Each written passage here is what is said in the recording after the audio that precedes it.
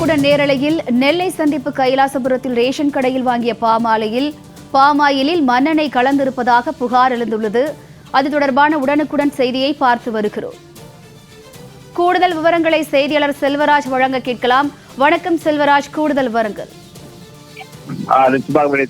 தமிழகத்தில் திமுக விளம்பர ஆட்சி பொறுப்பேற்ற பிறகு ரேஷன் கடையில் பொருட்கள் வழங்குவதில் பல்வேறு கலப்படங்கள் செய்யப்பட்டு வருவதாக பொதுமக்கள் தொடர்ந்து தங்கள் குற்றம் சாட்டி வருகிறார்கள். மேலும் ரேஷன் கடைகளில் தரமான அரிசி விநியோகம் செய்யப்படவில்லை எனவும் பொதுமக்கள் தொடர்ந்து தங்களுடைய தெரிவித்துக் கொண்டு வருகிறார்கள்.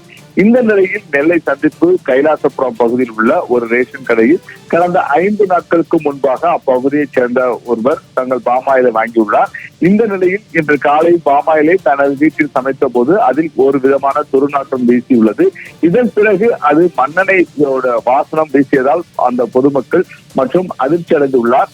இதைத் தொடர்ந்து அந்த கடையில் உள்ள பெண் ஊழியரிடம் பாமாயிலை திருப்பி கொண்டு சென்று அவரிடம் கொடுத்த போது அவரும் சுவாசம் செய்த போது அதில் மண்ணெண்ணெய் வாசம் இருந்ததால் அவரும் அதிர்ச்சி அடைந்துள்ளார். இதைத் தொடர்ந்து கடையின் ஊழியர் பாமாயில் வழங்கி வேறு பாமாயிலை ஒரு பாக்கெட்டை வழங்கியுள்ளார்.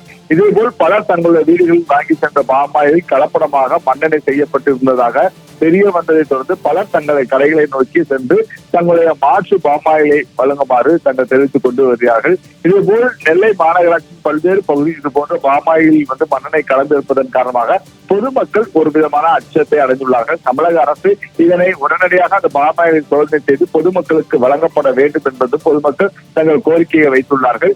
இல்லை என்றால் பொதுமக்கள் ஏதேனும் பாதிப்பு ஏற்பட்டால் அதற்கு தமிழக அரசுதான் பொறுப்பேற்கப்பட வேண்டும் எனவும் பொதுமக்கள் தங்கள் கோரிக்கையை வைத்துள்ளார்கள். கூடுதல் விவரங்களுக்கு நன்றி செல்வராஜ்.